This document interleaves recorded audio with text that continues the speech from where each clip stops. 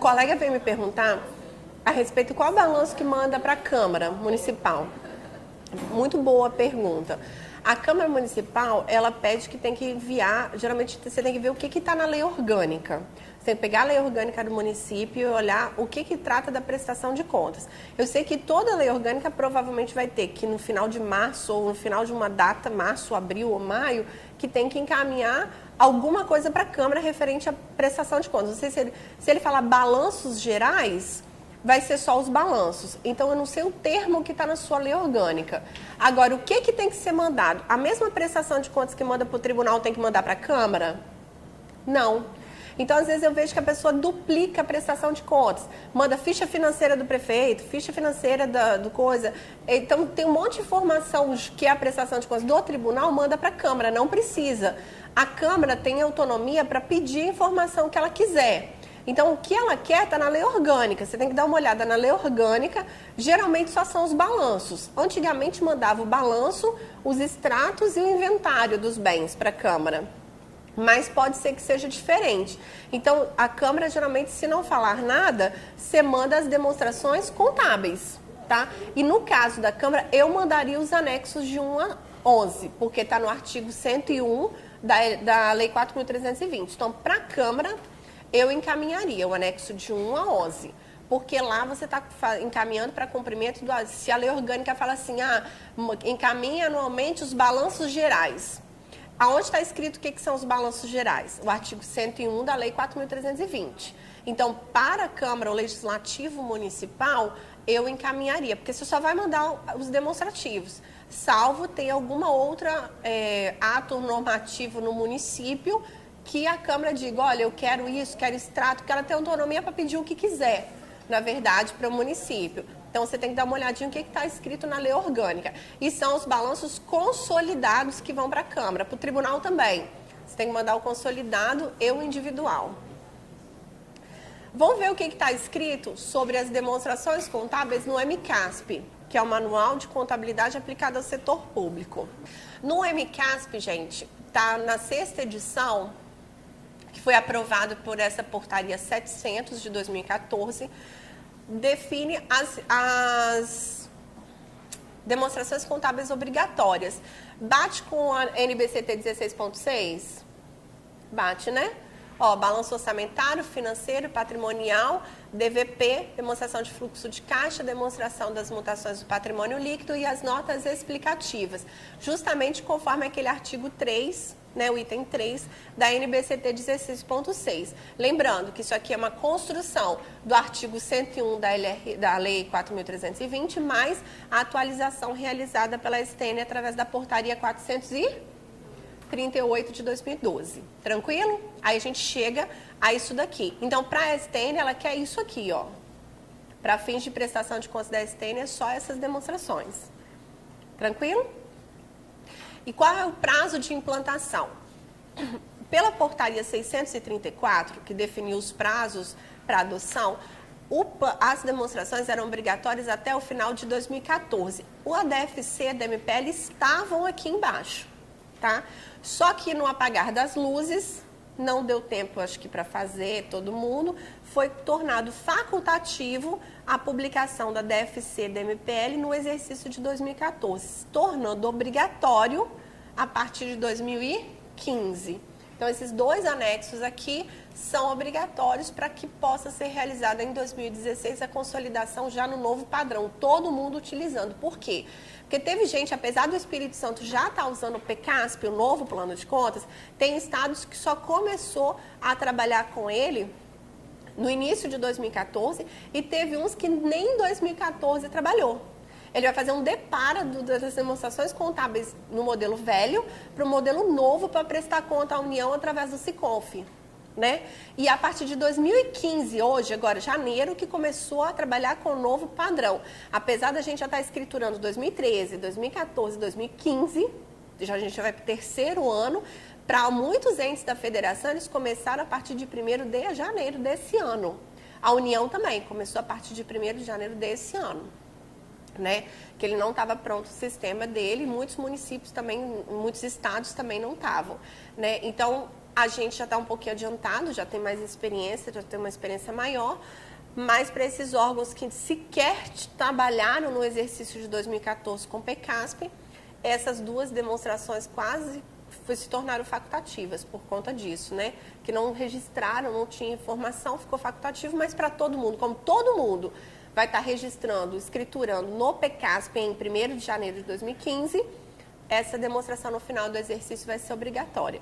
E, efetivamente, as contas nacionais vão estar sendo somadas nos mesmos padrões. Porque, pensa, gente, essas contas de 2014, metade está no PECASP e metade não está.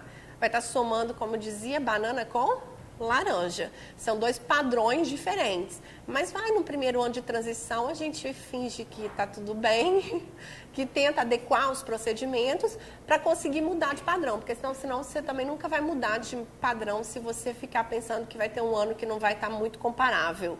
Então tem a ressalva dessa comparação no balanço geral da federação. E vamos ver o que a lei de responsabilidade fiscal diz também a respeito das demonstrações contábeis. O artigo 50 fala que... Alguém já procurou na LRF essa parte da escrituração contábil, na LRF?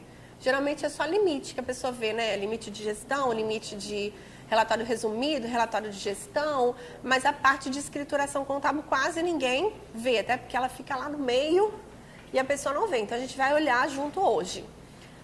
O que tem? Além de obedecer às demais normas de contabilidade pública, Lei 4.320, os princípios, as normas, a escrituração vai obedecer às seguintes regras.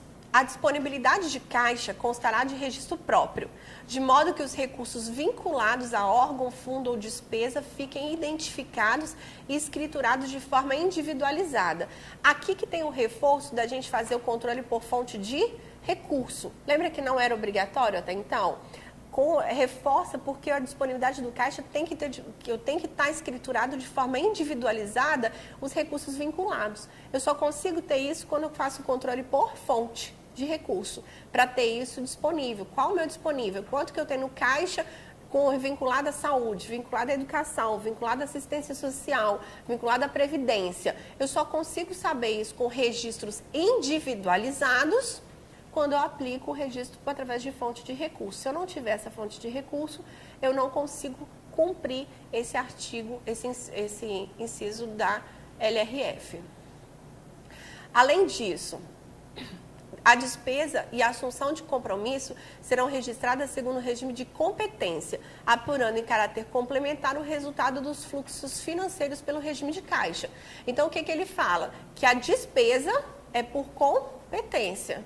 Então, eu já trazia, mas a gente não dava essa interpretação, né? A assunção de compromisso são registrados por competência e os outros fluxos são feitos.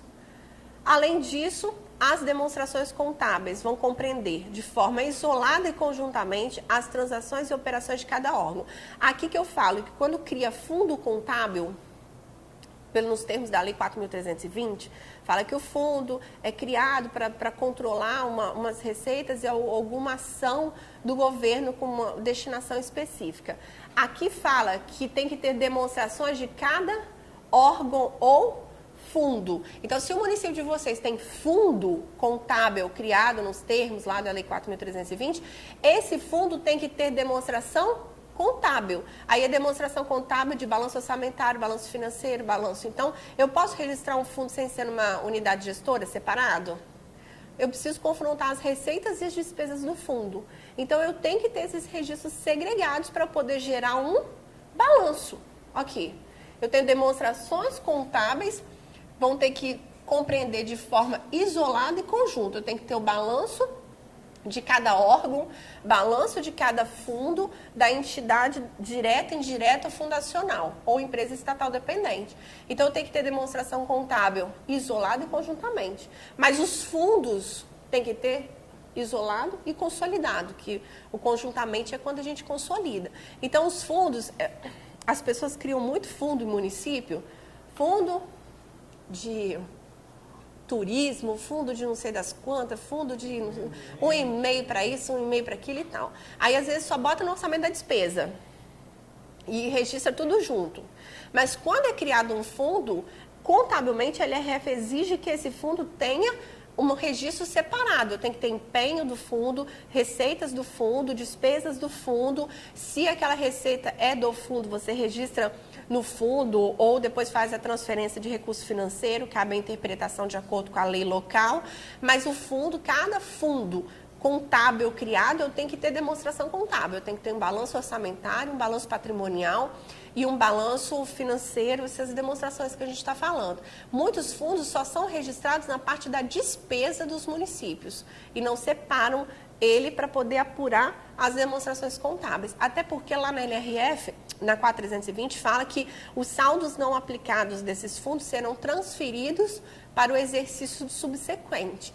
Então, eu tenho que ter essa contabilidade separada desse fundo para eu apurar o resultado e transferir o saldo para o exercício subsequente. Só que, às vezes, as pessoas não querem fundos, eles querem uma fonte de recurso. Às vezes, o controle por fonte de recurso, que seria uma fonte vinculada na receita, e as despesas com aquela fonte, que eu apuraria o resultado tranquilamente da utilização da fonte, eles acabam criando um fundo contábil. E aí o fundo tem que ter esse custo adicional. Eu digo custo porque tem que fazer o procedimento de geração dessas demonstrações contábeis. Acho que alguém me perguntou alguma coisa. Tranquilo, assustados, incompreendidos, revoltados? Nada disso? Sério, gente? Quando eu falo isso, geralmente o pessoal quase rasga a roupa. Quando é a segregação de massa? Também. Principalmente. Só que aí tem outro problema. É. Muito sério. Fala pra mim. Eu sei. Você está falando. Eu tenho segregação de massa, eu estou dentro da previdência. E é um G. Todas duas. Não sei se a outra seria não, tá?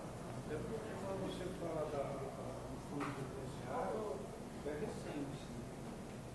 Então, quer dizer, talvez o controle por fonte, eu acho que deve ter. O Ministério da Previdência, no sentido de segregação de massa, ele fala que poderia ser feita por detalhamento das contas contábeis. O Ministério da Previdência fala isso. Só que ele fala isso e não lembra disso daqui. Então, quando você fala de segregação de massa, você tem receitas e despesas vinculadas para execução e você cria fundos contábeis ali. Então, para mim, igual o Estado faz assim, ele tem um fundo contábil, fundo financeiro, um fundo contábil chamado fundo previdenciário e tem um fundo ainda, uma unidade que é administrativa. Né, separado, porque dentro do fundo financeiro e previdenciário só pode haver pagamento de benefícios previdenciários. Então, eu tenho que ter uma terceira UG, só que depois eu tenho que ter um balanço consolidado do regime próprio. Então, eu tenho que ter o órgão, Instituto de Previdência, e 3 unidades gestoras, da taxa de administração, um do fundo financeiro e um do fundo previdenciário, para que eu possa obedecer. E, além disso, o artigo 21, salvo engano, tá? 20, 21, 22, por ali, da portaria 403 de 2008, diz que para que seja efetivada, considerada efetivamente implementada a segregação de massa, você tem que ter separação dos recursos e do orçamento. Então, você tem que ter separação orçamentária desses fundos também. Né? Então, eu não posso ser separação orçamentária para mim também, de receita e despesa. Eu não posso misturar receita e despesa entre os fundos. Ele fala que é vedada qualquer transferência de segurados e de receitas. Então, para mim, para que seja efetivada uma segregação de massa, eu tenho que ter, ele fala de conta bancária separada, recursos, tudo. Para mim, eu tenho que ter 3 fundos, porque se eu tenho do fundo financeiro e fundo previdenciário e não posso executar despesas administrativas dentro dele, eu tenho que ter o fundo ou uma unidade administrativa. E aí, para gerir o regime e apurar os 2%, até 2% aqui na taxa de administração. Então, eu tenho efetivamente que criar os fundos para apurar, inclusive, por que eu preciso dessa demonstração contábil nos fundos, porque eu preciso dar o resultado dos ativos segregados para atuar e colocar no DRA de forma separada. Então, se está tudo misturado, o passivo você até separa a receita por fundo, a despesa por fonte, mas a apuração do resultado vai ser um só, evidenciado no demonstrativo. Eu não vou ter separado, a menos que você bota as contas de banco, sim. Agora, as contas de passivo, você vai botar o quê? Fornecedor do fundo financeiro, fornecedor do fundo previdenciário? Os bens do fundo financeiro, geralmente eles jogam os bens no fundo previdenciário, fica todo no fundo previdenciário. Então, para você apurar, não fica evidente a apuração do resultado de forma segregada. Você até evidencia as receitas e despesas através do plano de contas. Só que o resultado da apuração e a demonstração do resultado do exercício você não consegue de forma clara. Você vai ter que fazer na mão. Então, para mim, não cumpre. Para mim, tem que ser fundo. Tem, lá no passivo, o senhor tem tudo separado. Fundo previdenciário, tudo separado. Só que você não cumpre aqui. Sim, mas você cumpre isso aqui. Demonstrações contábeis isoladas de cada fundo. Você cumpre? Que demonstração? Você vai separar e vai fazer na mão?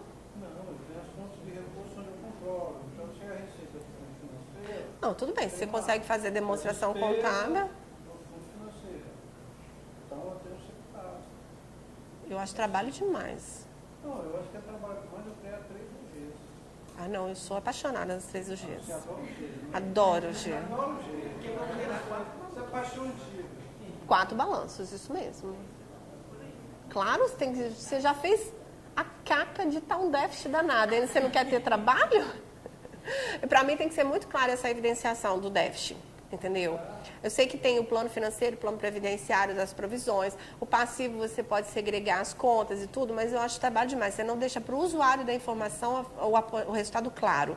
Para você apurar o resultado, eu vou ter que, a menos que você faça isso para mim, nota explicativa, mas eu vou ter que pegar o balanço patrimonial e somar aqui embaixo. Ativo do fundo financeiro, os bens, não tem nada. Aqui, os passivos do fundo financeiro, é isso aqui. A provisão matemática do fundo financeiro é tanto. Esse mais esse, um menos o outro, o resultado do patrimonial do fundo financeiro é tanto. Previdenciário, os ativos são esses, o passivo é esse, os bens são esses, o resultado é tanto. A soma dos dois tem que estar lá no balanço.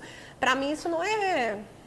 A contabilidade tem que servir como fonte de informação necessária para a informação que eu preciso.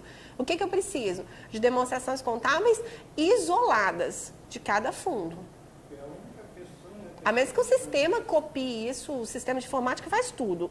Aí, às vezes, ele chupa a informação e te dá esse balanço separado, mesmo não tendo a contabilização de forma separada. Às vezes, os sistemas conseguem fazer isso, mas eu não sei se seria o método contábil mais adequado. A única questão é a questão patrimonial, que normalmente vai para a taxa de administração. Porque visualmente. Sim. Para mim, fica difícil. E no meio disso está a taxa de administração ainda. E aí as operações intra tem que ser excluídas, só que você está no fundos que não tem intra. Então, que é essas transferências. Eu acho que fica meio complicado cumprir isso tudo sem ser o G. Eu sou bandeirinha de G. Vamos pular. As receitas e despesas previdenciárias serão apresentadas em demonstrativos financeiros e orçamentários específicos, tá? Está regulamentado no RRO um demonstrativo, acho que anexo 6 era antigamente, não sei se mudou o número, da receita e despesa previdenciária. Além disso, o que a contabilidade pela LRF é exigida? As operações de crédito, inclusive restos a pagar e demais formas de financiamento ou assunção de compromissos, deverão ser escrituradas de modo a evidenciar o montante e a variação da dívida pública, detalhando pelo menos a natureza e o tipo de credor.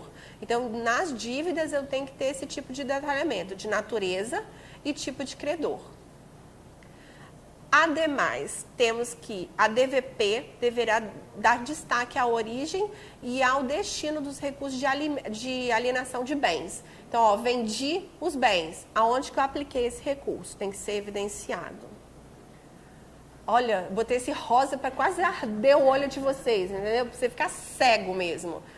No caso, parágrafo 1º, no caso das demonstrações conjuntas, vão excluir as operações intra. Então, quando eu faço o balanço consolidado, eu tenho que ter as operações intra excluído. Quando eu faço o balanço isolado de cada órgão, de cada fundo, eu não excluo as operações intra. Só nas demonstrações consolidadas, que eu excluo intra. Eu estou fazendo do instituto, vai excluir o intra? Não. Estou fazendo do fundo, vai excluir? Não. Da Câmara, vai excluir? Não. Da Prefeitura mesmo, Poder Executivo, vai excluir? Não, quando eu fizer as demonstrações consolidadas do município, eu vou excluir as operações intra. Então, é no consolidado que eu faço a exclusão. Tanto das contas patrimoniais, que é o intra e que tem, lembra dos 5 níveis de consolidação? Tanto nisso quanto na parte orçamentária, dos demonstrativos orçamentários, que a metodologia é a modalidade de aplicação 91 e na receita ela é identificada como 7, o primeiro dígito, que é despesa corrente intra, e 8, que é despesa de capital intra, que são excluídos nos demonstrativos consolidados. Isso aí inclui a transferência financeira? Sim, principalmente. Uhum, claro. No consolidado. Não, mas aí só exclui o consolidado. Mas No seu, não. esse Não, vai ficar. Tem que porque tem que você... ter o equilíbrio. Isso, justamente. No seu fica. No consolidado que exclui. Por quê? Porque o dinheiro da arrecadação dos impostos, eu arrecadei os impostos.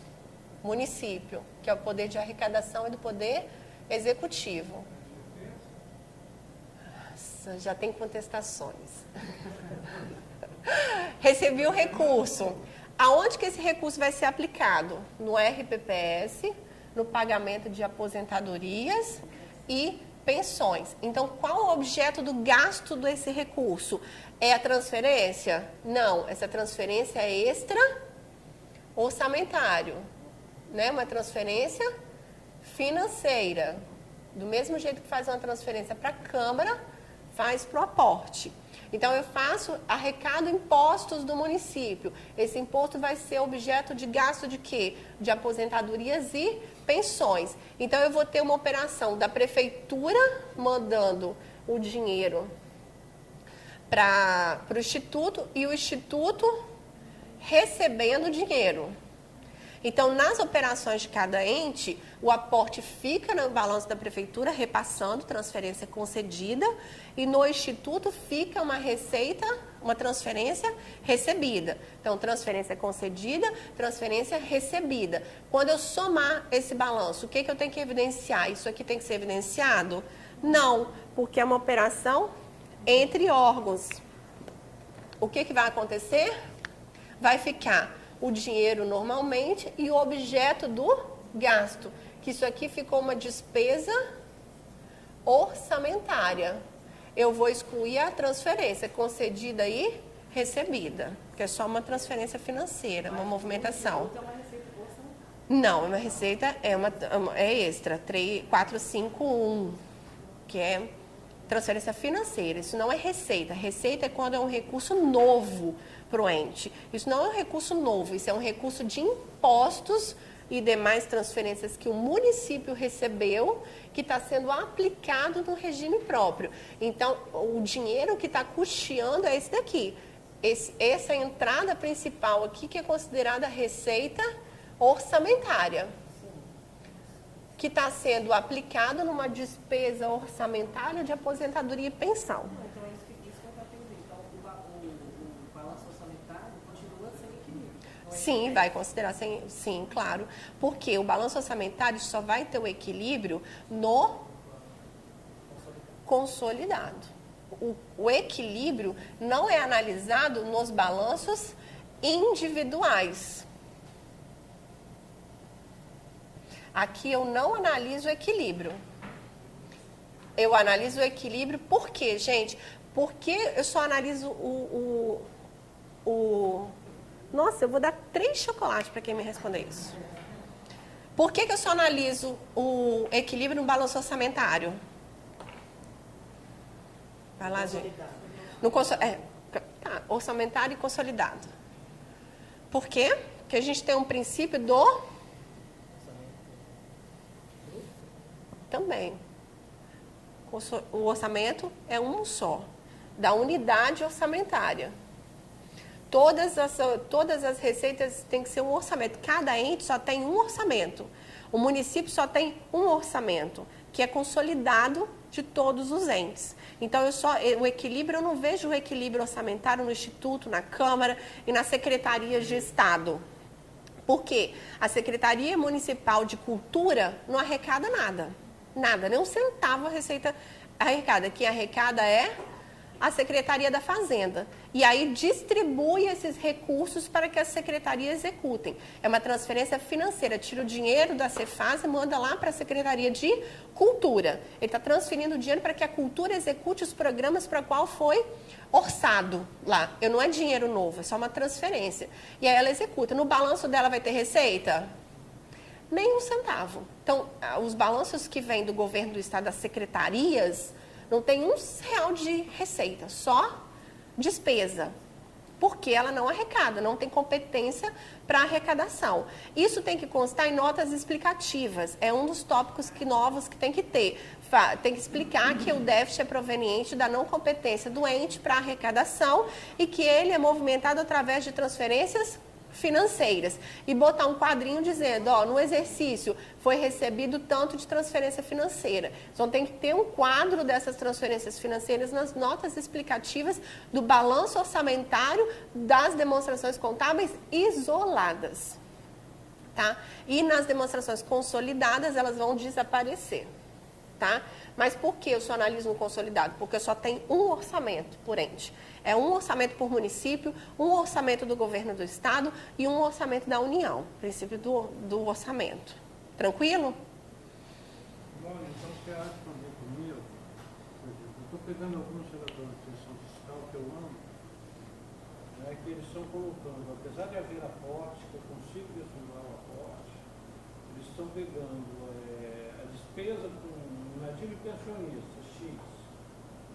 Lá embaixo na dedução, eles estão colocando muito X, apesar de ter o aporte. Está errado. Está errado. Claro. Está errado. Lá explodiu um monte de município aí. Porque, na verdade, o aporte é recurso do Tesouro.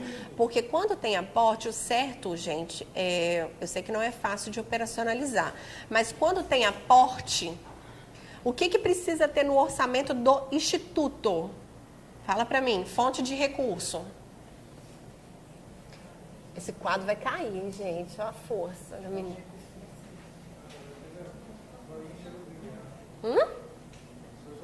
Chega a brilhar. Gente, o orçamento do fundo do Instituto vai ter que ter lá aposentadorias, o elemento de despesa. A fonte de recurso vai ter que ser o quê? E vamos botar 2 pensões. Na previsão orçamentária, na execução, cruzes, pensões, eu vou ter que ter 319001, qual é a fonte de recurso? Eu vou ter que ter 2 fontes. Um que vai ser pago com tesouro, que é o que foi pago com dinheiro do aporte. E outro com recurso de vinculado. Aí você bota, se for a fonte do recurso do fundo financeiro, e se for outra fonte lá, fundo previdenciário. Pensão, a mesma coisa. 319003. Fonte, tesouro. Quanto que você está pagando de pensão com o dinheiro do aporte? Fonte, fundo financeiro. Fonte, fundo previdenciário. Que eu estou pagando de pensão com fundo previdenciário.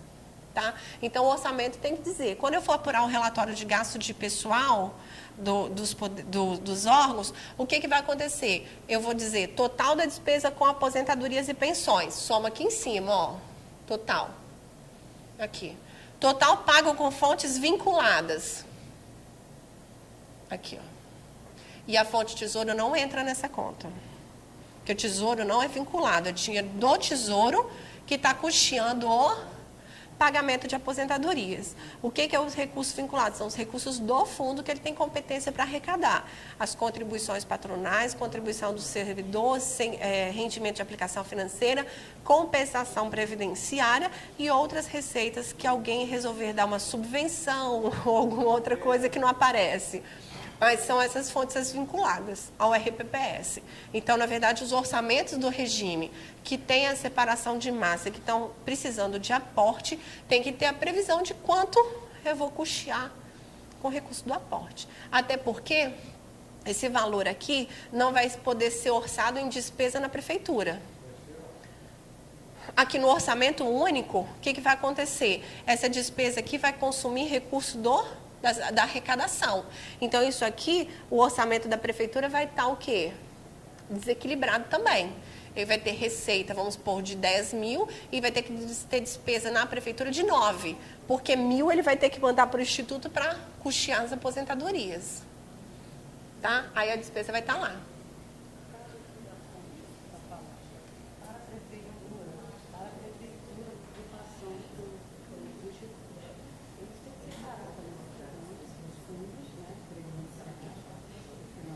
É, e só a resolução do tribunal já separa essas fontes.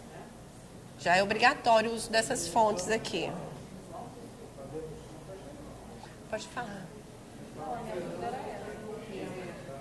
Essa fonte financeira presidenciária, esse ano, está sendo uma outra fonte.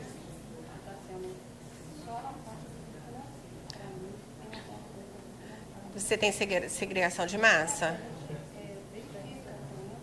Não, então tem que ter as duas. Se tem separação de massa, por quê? Porque a arrecadação das receitas vinculadas a quem está segregado no fundo previdenciário, essas contribuições, quando você dá entrada na receita, tem que estar vinculadas à receita fundo previdenciário, mesmo que você não tenha despesa prevista ainda, executar, mas eu tenho arrecadação na fonte fundo previdenciário, e no fundo financeiro eu tenho receita e tenho despesa.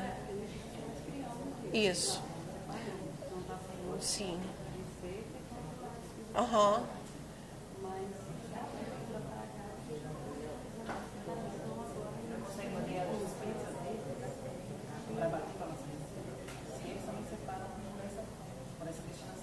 Não, mas a fonte fundo financeiro, essa fonte de recurso só pode ser utilizada no RPPS. Lá ele vai pagar com dinheiro da saúde, com dinheiro da educação, com o recurso do tesouro. Só que na hora de pagar, ele pode fazer um empenho só. Pode fazer, mas ele tem que fazer 2 empenhos.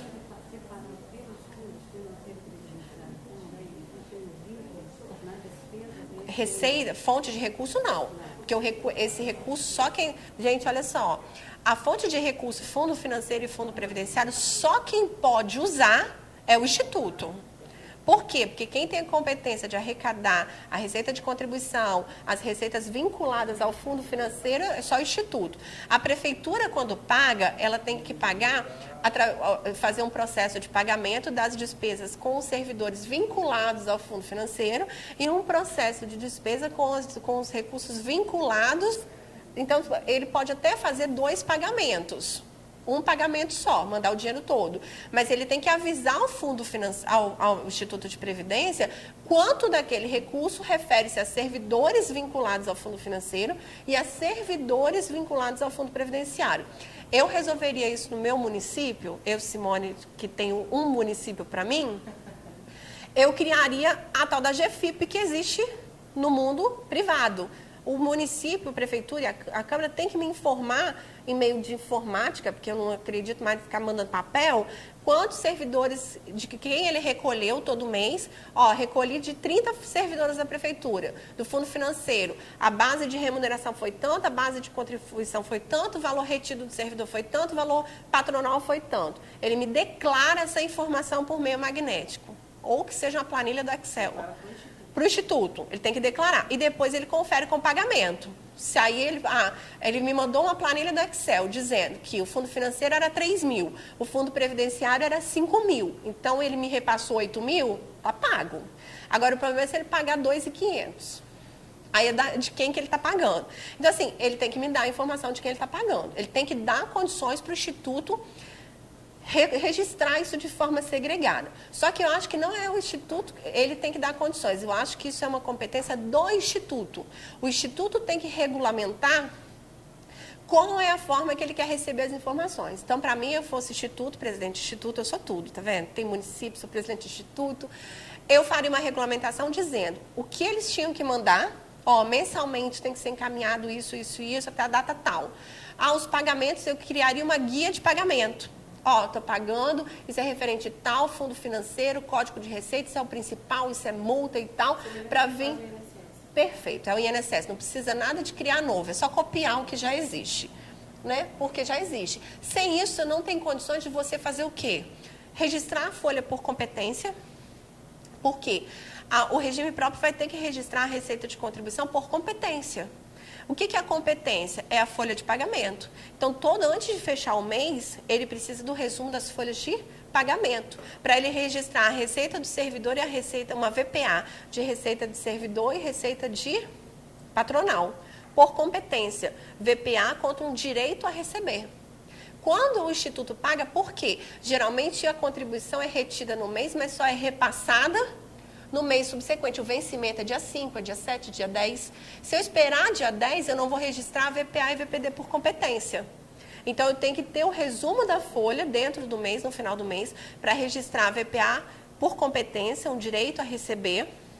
E depois, quando ele pagar, eu dou baixa no direito e registro orçamentariamente a receita de contribuições. Mas eu preciso dessas informações segregadas. O Instituto tem competência para regular isso, então é só ele fazer um regulamento dizendo o que ele quer, instituindo uma guia, instituindo a forma de informação que ele quer, se é magnética, não sei, tem que conversar porque é Poder Executivo com o Poder Executivo. Você também não pode criar uma demanda que a Prefeitura ou a Câmara não possa atender. Nada que uma conversa do presidente do Instituto com esses gestores não resolva. E aí eu faria um ato mesmo, dizendo a forma e as datas de remessa da folha de pagamento, da informação retida, da informação repassada e dos valores pagos. Instituiria uma guia de pagamento e colocaria códigos fixos da receita. Isso é receita de contribuição do servidor, isso é receita patronal, isso é multas e juros, para na hora de eu registrar a receita eu saber de quem que é e o que é a receita. Olá, a edição de normas gerais para a consolidação das contas públicas vai caber ao órgão central da União, enquanto não for implementado o conselho que trata do artigo 67. Esse era um conselho que a LRF criou, dizendo que era para ser compostos por municípios, representantes, e que precisaria de regulamentação. Só que essa regulamentação nunca aconteceu e nunca vai acontecer, porque o Tesouro não vai abrir mão disso. Então, está parado há anos, tem 15 anos que a LRF foi publicada, e o tal do conselho, que ia ditar normas de consolidação. E aí ia ter participação do Estado, dos municípios, acho que até de outras pessoas ele fala, né, para construir esses modelos. E não teve, e enquanto isso a União cabe a ele o órgão central de contabilidade. Além disso, olha, gente, que coisa linda, a administração pública vai manter sistema de custo que permita avaliação e acompanhamento da gestão orçamentária, financeira e patrimonial. Na 4.320 fala dos custos industriais, na 64. Aqui ele fala de custos, de tudo, desde 2000 também, desde 64, desde 2000 está aqui. Tá? Aí até naquele cronograma de implementação dos procedimentos patrimoniais, não existe mais um prazo para custos. Por quê? A STN não achou lógico o que está previsto numa lei complementar é para ser cumprimento imediato, a lei está lá. Essa lei entra em publicação, vigência a partir da sua publicação. Então, a obrigatoriedade de manter um sistema de custos já é desde 2000, para tudo. A 64 fala de custos, se você ler lá, é custos industriais. Aqui é de tudo. Então, não tem sentido a STN fixar um prazo que a lei já está vigendo. Então, já está vigendo. Custos já é desde 2000 para resolver o sistema de custos. Então, não caberia a STN, através de um ato de portaria, que é muito menor do que uma lei complementar, fixar um prazo que já está vigente. Então, ela tirou daqueles procedimentos patrimoniais a implantação do sistema de custos. Está sim e data ainda. Oi? É. Agora a gente vai tratar efetivamente do balanço orçamentário. O balanço orçamentário também é denominado de anexo 12, né? E a definição dele está no artigo 102 da Lei 4.320. Ele diz que o balanço orçamentário vai demonstrar as receitas e despesas previstas em confronto com as realizadas. Artigo 102. E aí, qual o regime que aplica ao orçamento? É o regime de arrecadação e de empenho. No orçamento, vai pertencer as receitas nele arrecadadas e as despesas nele legalmente empenhadas. Então, o que acontece? Para apuração do resultado, do resultado orçamentário, para apuração do resultado orçamentário, qual o regime que vai ser utilizado? Regime antigamente chamado de misto, né? Arrecadação e empenho. Pela NBCT 16.6, ele fala o seguinte, que o balanço orçamentário vai evidenciar as receitas e despesas detalhadas em níveis relevantes de análise, o detalhamento, confrontando o orçamento inicial e suas alterações com a execução, demonstrando o resultado orçamentário. Está diferente do que está escrito aqui? Não, mesma coisa. E abriu, tipo assim, se eu quiser detalhadas em níveis relevantes, se um ano eu quiser botar mais detalhado, outro menos detalhado, não vai estar descumprindo a norma. A mesma coisa, as receitas e despesas arrecadadas é o quê? O orçamento inicial e suas alterações promovidas no exercício. Oi? A execução, né? O balanço orçamentário é estruturado de forma a evidenciar a integração entre o planejamento e a execução. Para que ele existe? Para verificar se o que eu planejei está próximo do que eu executei. Porque antigamente, até a estabilização da moeda, era muito difícil você ter um orçamento, né? Porque às vezes tinha que atualizar monetariamente ele a cada semana, né? Porque os índices de inflação não permitiam você ter planejamento. A partir da estabilização da moeda que você teve o real valor da moeda, que permitiu que os órgãos começassem efetivamente a fazer um planejamento. Então, quando você faz esse planejamento, você precisa saber se ele está próximo ou não da realidade. Até, acho que nas prestações de contas do CIOP, dos CIOPs, quando o orçamento executado tem uma diferença superior de 30% do previsto, ele dá um alerta. Olha, seu orçamento está muito diferente da realidade, ele deixa enviar. Mas ele já fala, olha, se você está com o orçamento dizendo que vai arrecadar 30 e arrecadou 10, né, está dizendo, ó, tem alguma coisa errada nessa sua previsão orçamentária. Então, qual o resumo? Qual a essência do balanço orçamentário? Confrontar receitas e despesas previstas com receitas e despesas realizadas. Então, essa é a essência do balanço orçamentário. Confronto do que foi previsto com o que foi realizado. Tanto do lado da receita quanto da despesa. E aí você pode fazer análise da receita prevista com a realizada, da despesa prevista com a realizada, a receita prevista com a despesa realizada para ver se teve equilíbrio, a despesa fixada com a despesa para ver se teve equilíbrio. Então, você pode fazer análise tanto da parte da previsão quanto da parte da execução. E como é que é composto esse balanço orçamentário? De 3 quadros agora, tá? Aí, isso quem detalhou? O manual veio aqui e disse, olha, tem que ter receita prevista com a realizada. E aí o manual vem dizer como eu vou fazer isso, tá? É o MCASP que diz. A norma só diz que tem que confrontar. Agora, como é que eu vou fazer esse confronto? Tá lá no manual. Além disso, eu tenho 2 quadros que acompanham, a gente chamava de puxadinho, que está acompanhando o balanço orçamentário. O quadro da execução dos restos a pagar não processados e o quadro da execução dos restos a pagar processados. Por que tem esse quadro, gente? Porque o que é um restos a pagar? Não tem que um princípio da vigência do orçamento não é anual? Um dos princípios é que o orçamento seja anual.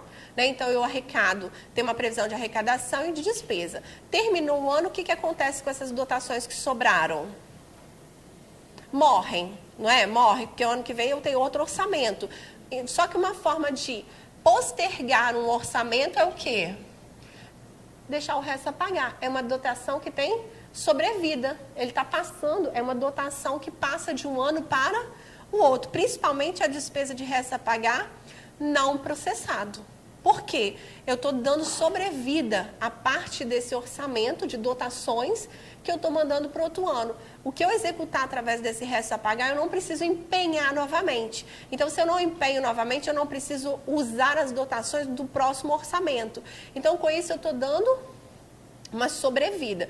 A grosso modo, se a gente for olhar, é uma exceção ao princípio da anualidade do orçamento. Porque se eu empenho, se pertence nele o orçamento, a receita arrecadada e a despesa nele empenhada, e depois os saldos anulam, eu teria que morrer ali. Só que eu tenho uma forma de levar parte desse orçamento através da inscrição dos restos a pagar, não processados especialmente, né? Que ele vai para o outro ano e eu ainda vou executar aquela despesa ainda no próximo ano. Processado não, você está levando, mas só não pagou efetivamente, né? Só não deu tempo de você pagar. Agora o resto a pagar não processado é uma sobrevida que você dá àquelas dotações orçamentárias. Você está levando parte daquele orçamento para executar no outro ano. porque nem sequer foi executado. Então, para mim, não deveria ter resto a pagar não processado.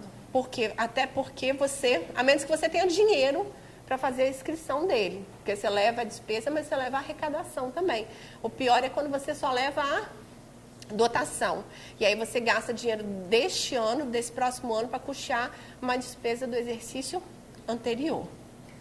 E aí, por que tem esses dois quadros? Por quê? Porque, às vezes, como tem essa parte de levar o orçamento, às vezes, nesse exercício, eu executo 70% do meu orçamento, com a arrecadação que eu arrecadei, ou das dotações do meu orçamento, e 30% da minha arrecadação eu pago o resto a pagar, que foi transferido de um ano para o outro. Então, aonde está sendo aplicado o dinheiro da arrecadação do exercício de 2015?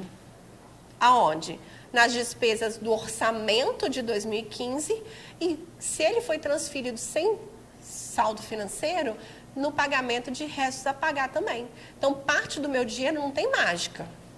Ainda bem que dinheiro não nasce em árvore, porque senão ninguém trabalhava mais, né? O que acontece? Vamos supor que em 2014 eu tinha um orçamento da receita e despesa de 30 milhões, empenhei, liquidei e paguei 25 milhões e passei como restos a pagar 5 milhões.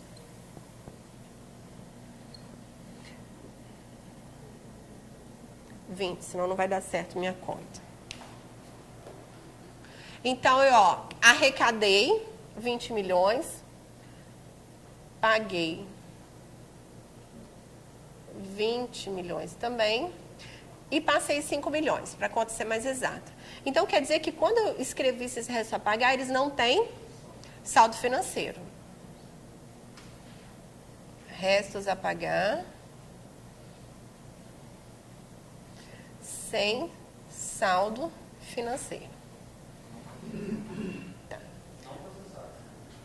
Ou processado também.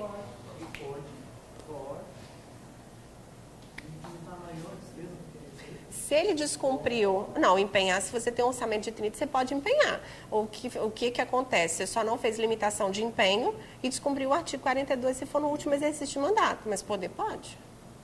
Pode, tanto que existe que tem um monte de gente aí pendurado. São 32 contas. Aí, no exercício de 2015, o que eu tenho? Eu tenho novamente um orçamento de 25 milhões para receita e 25 milhões para despesa. Aí me fala, se eu arrecadar 25 milhões e gastar os 25 milhões, eu vou ter dinheiro para pagar o resto a pagar? Não.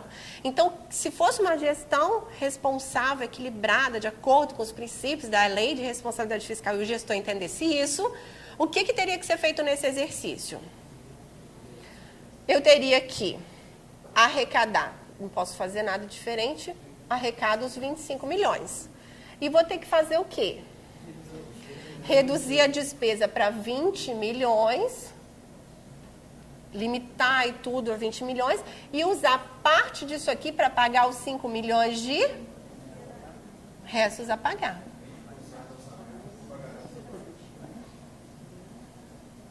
Vocês entenderam por que o dinheiro... Então, quando eu faço assim, que eu demonstro a questão orçamentária do fluxo de dinheiro, que é receitas e pagamentos, eu preciso desse quadro que me demonstre os restos a pagar. Por quê? Porque quando tem essas gestões que não são muito comuns, sabe? Geralmente isso não acontece.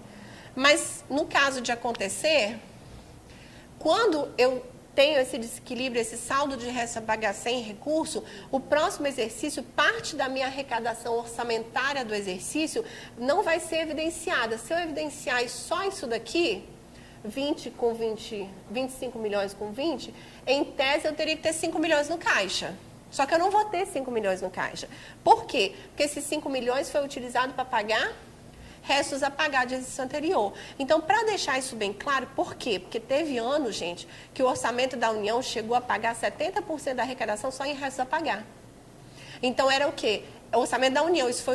Por isso que saiu isso daqui. Teve professor, eu não me recordo o nome dele, ele fez um levantamento de quanto era executado do orçamento do ano e quanto que era pago em restos a pagar.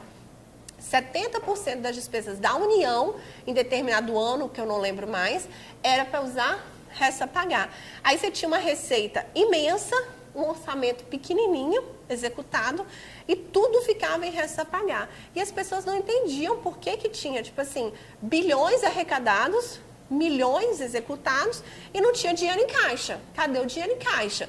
Por quê? Porque estava tudo sendo pago através de restos a pagar. Então, para que você tenha uma análise mais completa do fluxo de recursos financeiros, tem esses dois quadros que acompanham o balanço orçamentário. Para que deixe mais claro, tipo assim, eu arrecadei 25 e paguei 20. Sobrou 5? Não, porque eu paguei mais 2 milhões de reais a pagar. Eu paguei mais 4 milhões de reais a pagar. Então, você evidencia também o que daquele dinheiro você utilizou no pagamento de restos a pagar, para você ter uma visão mais completa do fluxo de caixa que você está executando naquele exercício. Tranquilo? Por que da necessidade desse resto a pagar aqui embaixo? Alguma dúvida?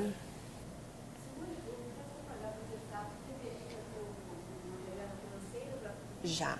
A gestão fiscal responsável exige que sim. Só que a gente sabe que tem um monte de gestor irresponsável. Não acontece só na França, né? Aqui na Grécia.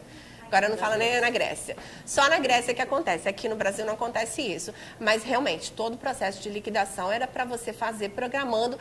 Tanto que tem a questão das metas bimestrais de arrecadação e de despesa. Quando repassa, quando você não arrecada proporcionalmente, do tipo, eu estou executando, vamos supor que é no meio do ano, eu já arrecadei, vamos supor que seja 30% da arrecadação prevista no exercício. Falei 20? Arrecadei. Vamos supor que a gente está lá em junho não, né? Março. Eu já arrecadei 20% do que estava previsto, só que eu já fiz despesas, já me comprometi com 45% das despesas em março. Aí o que aquele cronograma de desembolso fala? Que eu tenho que limitar as minhas despesas para que a arrecadação acompanhe a despesa. Então, eu vou fazer os decretos de limitação de despesa. Então, é um acompanhamento. A cada 2 meses, o ente tem que fazer esse acompanhamento. Só que é um instrumento que, às vezes, nem sempre é utilizado, até porque, às vezes, as contabilidades andam atrasadas. E aí, terminou o bimestre e a contabilidade não terminou a escrituração e você não tem como apurar efetivamente isso. Quando apura, já passou um mês. Então, você só tem mais um mês para tomar providência. Então, você, efetivamente, às vezes, não dá... Sim. Claro. Diário? Sim. Não, estou dizendo que... Não, sim, mas eu estou dizendo assim, a gestão fiscal tem instrumentos para que não aconteça a situação que ela previu, que eu assumir compromisso sem ter dinheiro. Mas pode, no decorrer dos meses, você ter meses que você vai executando e acha que está arrecadando. A cada 2 meses você apura. Eu estou acompanhando receita com despesa? Não, tá ok, tá tudo direitinho. Mas pode ser que um mês dá uma queda de arrecadação e não tem o mesmo comportamento da receita com o da despesa. Aí você toma as providências, mas tem coisas que às vezes já contratou, já empenhou, já liquidou.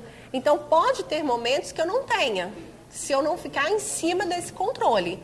Então eu gero um descontrole. E nem todo mundo tem esse controle direitinho, mas era para ter. Então você pode ocorrer temporariamente? Pode. Porque vamos supor, eu estou agora em julho, vamos começar o bimestre de agosto. Eu só tenho valor do bimestre de junho e julho lá por dia 15, fechadinho, tudo bonitinho. Então, no dia 15 eu sei se o comportamento está direitinho. Mas pode vir que a arrecadação estava 60%, eu já estou com 90% da despesa. Porque não estava limitado, estava liberado para você executar essas despesas. E aí eu tenho que tomar as providências. Só que às vezes você toma a providência e chega no final do ano... Eu chego com a receita em 80, mas a arrecadação, às vezes, mesmo limitando, você não consegue baixar na mesma proporção. E acaba que no final do ano você acaba tendo despesas liquidadas e sem o respaldo financeiro, por conta desse acompanhamento, principalmente no final do do exercício. Então, pode. Aí, no próximo ano, você tem que tomar as providências na gestão desse novo orçamento, que é limitar as despesas logo no início do ano, para que parte dessa receita arrecadada faça cobertura para esses restos a pagar processados. E isso é durante... O artigo 42, ele só é apurado no 4º ano de mandato. Então, no... Coincidentemente, ano que vem. o ano que vem. Ano que vem? Né? Então, você faz essa gestão para que evite. Mas existe a possibilidade de inscrição? Existe, porque principalmente se você apurar isso no último bimestre, no 6º bimestre, que a arrecadação dá um problema na arrecadação no 6º bimestre. Então, você não tem tempo de corrigir. Então, dá para acontecer sim. Mas isso a LRF pressupõe um acompanhamento. Então, você tem que estar constantemente acompanhando esse processo para evitar que você realmente tenha despesas liquidadas sem cobertura financeira. Tá? A despesa empenhada não. Por quê? Porque você empenhou, não liquidou, você pode ir lá e cancela as despesas no exercício até o limite do recurso que você tem. Porque a despesa empenhada não tem aquele compromisso ainda se você não tem o serviço prestado. Então, você pode anular porque você não tem dinheiro. Mas o resto a pagar processado, você não pode anular. Você tem que passar ele mesmo sem dinheiro. Que deixa evidenciado que não houve uma gestão fiscal transparente e equilibrada. Só evidencia, deixa bem claro. E no outro ano você tem que tomar as providências para retornar à situação. E a anulação vem a CPI depois. Aí, justamente. E aí você precisa desses 2 quadros para você acompanhar essa situação aqui. Então, quanto do orçamento foi utilizado nas despesas do ano e quanto desse orçamento foi utilizado no pagamento dos restos a pagar. Tranquilo? Nesse quadro principal, as receitas são apresentadas conforme natureza, classificação por natureza. Depois, a despesa é por classificação funcional. Também é utilizada complementarmente a classificação na natureza da despesa. No quadro, as informações são realizadas pelos seus valores líquidos, tá, gente? Aí eu tenho uma ressalva. O que a norma dizia? Não sei se vocês lembram. Valores brutos que tinham que ser registrados. Mas aqui a STN disse que tinha que ser receitas são informadas pelos valores líquidos das suas respectivas deduções, tais como restituições, descontos, retificações, deduções para o Fundeb e repartição da receita. Quando relevante, o detalhamento das receitas intras é apresentado em nota explicativa. Lembra que o que foi excluído? Se tem uma movimentação muito grande e possa ser considerada relevante, você tem que botar um quadrinho na sua nota explicativa dizendo receita do executivo despesa executivo intra, receita no instituto intra, receita no SAI intra, despesa intra, para demonstrar qual foi a movimentação que foi excluída. Esse quadro tem que estar presente nas notas explicativas, porque na demonstração consolidada elas vão ser excluídas e nas isoladas elas vão ser mantidas, aí não precisa ir para nota explicativa. No quadro da execução dos restos a pagar não processados, o que a gente vai informar? Nesse quadro, gente, não vai estar a inscrição do resto a pagar do ano. Vamos supor que a gente está fechando o balanço de 2015, tá? Em 31 de dezembro, tem as despesas desse ano que vão ser escritas em restos a pagar. Essas não vão ser evidenciadas nesse quadro. Por quê? Ela não teve execução durante o exercício de 2015. Esses restos a pagar em 31 de dezembro estão nascendo, acabaram de nascer. Eles vão ser escritos em 31 de dezembro e vão ser levados para 2016. Lá ele vai ter execução dos restos a pagar. Nesse quadro aqui, eu vou ter o quê? O que já foi escrito em anos anteriores. Então, em 2015, o balanço de 2015, eu vou ter os restos a pagar escritos até 2014. O que aconteceu com esses restos a pagar em 2014? Eles foram cancelados, liquidados, pagos, processados. O que aconteceu? Qual foi a execução desses restos a pagar? Mas o que é escrito em 31 de dezembro, balanço de 2015. Não tem a inscrição dos restos a pagar? A despesa de 2015 que foi empenhada e não foi paga. Esses não vão estar evidenciados aqui. Esse aqui é a execução dos que já existiam. 1º de janeiro de 2015. Quanto de resto a pagar eu tinha? É o que vai estar nesse quadro aí. 1º de janeiro de 2015. Eu estou fechando o balanço de 2015. Quanto de resto a pagar eu tinha? Vai estar aí. E aí eu vou demonstrar o que eu liquidei, o que eu paguei, o que eu cancelei. Tranquilo? Até porque, ó, se eu quero demonstrar isso daqui, é um resta pagar que já existia. Os inscritos só vão nascer em 31 de dezembro. Eles não vão fazer parte desse processo de pegar parte da arrecadação para pagar, só no próximo ano. Então, são os resta pagar não processados inscritos até o exercício anterior, nas respectivas fases de execução. E os inscritos na condição de não processados, que tenham sido liquidados no exercício anterior ao de referência, vão compor o resto a pagar processados. Ele muda, se ele nasceu o resto a pagar não processados, no ano que ele vai ser liquidado, ele pula de quadro. Depois a gente vai ver como é que acontece. Restos a pagar, o quadro de execução de restos a pagar processados e aqueles que nasceram não processados, mas que foram liquidados e não foram pagos. São os restos a pagar processados, inscritos até o exercício anterior da fase de execução.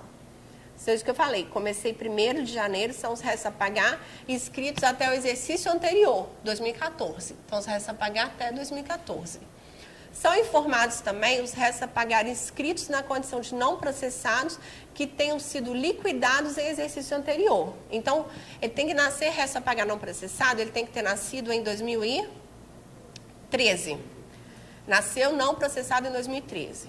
E aí, no exercício, passou do outro ano para 2014, não processado, mas foi liquidado. Aí ele muda do quadro de não processado para processados, não processados que foram liquidados. Então, resta pagar na condição de que nasceram não processados, mas que tenham sido liquidados no exercício anterior. Então, ele tem que ter sido liquidado em 2014.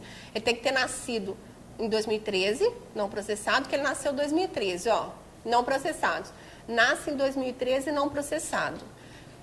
E foi liquidado no ano anterior, 2014. Aí ele passa para esse quadrinho aqui. Os entes que não conseguirem fazer esse controle dos restos a pagar não processados que foram liquidados, podem transferir só o saldo. Tipo assim, a cada resto a pagar você não precisa transferir, você transfere o saldo no final do exercício. O balanço orçamentário, ele vai demonstrar as receitas por categoria econômica e origem e vai especificar a previsão inicial, previsão atualizada, receita realizada e o saldo. Essa é a parte do balanço referente à receita. Aí, só para lembrar, porque eu nunca lembro, categoria econômica e origem. Categoria econômica é o primeiro dígito, origem é o segundo dígito. Então, no balanço orçamentário, eu vou evidenciar a receita corrente de capital e o primeiro detalhamento depois dele. Receita tributária, receita de contribuições, receita patrimonial. Receita patrimonial é 4, receita de serviços, transferências e outras receitas, que é 1.1, 1.2, 1.3, 1.4, 1.6, 1.7 e 1.9. E a de capital também. Aí o inventário da receita está disponível no site do Tesouro.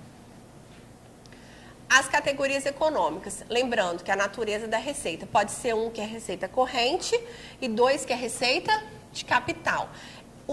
Quando a receita for entre a movimentação do ente, ela vai ser 7. A mesma receita, só que o primeiro dígito eu troco pelo 7. Se for uma receita que vai ser intra, mas ela é de capital, o primeiro dígito dela vai ser 8, né? Que é 8.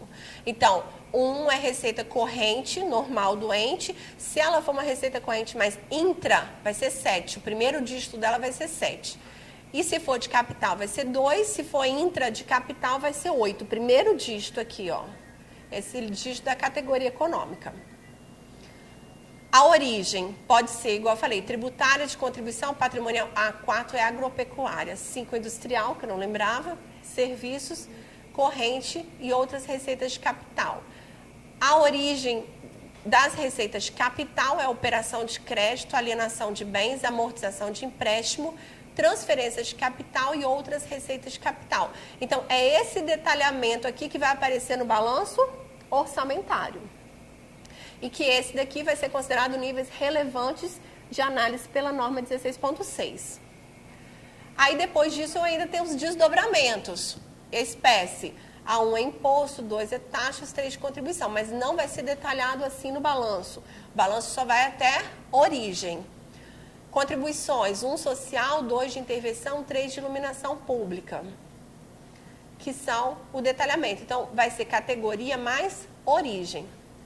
As etapas, porque nele fala que a gente vai ter a receita nele arrecadada. Então, qual fase da receita que vai ser evidenciada no balanço orçamentário? Vão ser as receitas nele arrecadadas, artigo 35. E aonde fica essa fase da execução, essa etapa de execução da receita orçamentária? Eu tenho a previsão, que é a previsão orçamentária, que consta na lei orçamentária anual. Os impostos, as receitas, depois tem a fase do lançamento, que é a fase do reconhecimento dessa receita por competência, que é nesse momento do lançamento que eu registro a VP, a variação patrimonial aumentativa, no mundo patrimonial. E eu tenho a terceira fase, que é a fase da arrecadação.